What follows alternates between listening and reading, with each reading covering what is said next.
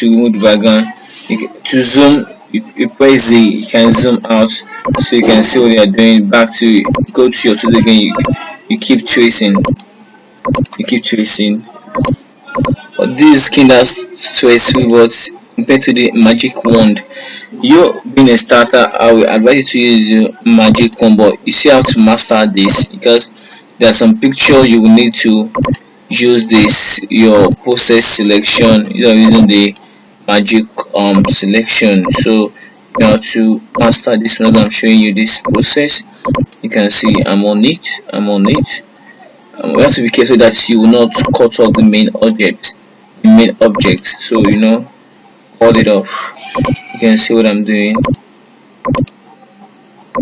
You can see. Okay.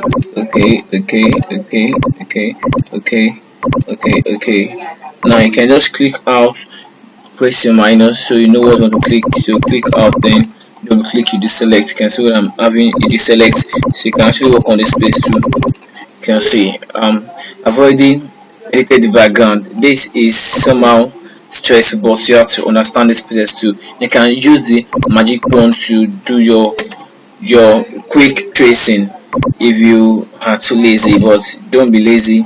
You have to understand it too.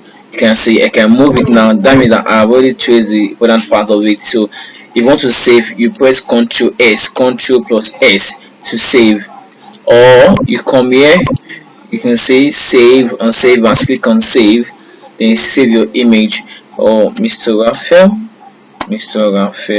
So I've already saved it, so you click on OK. Now the image is already saved. So this is the first class on how to trace a picture. Okay, thank you.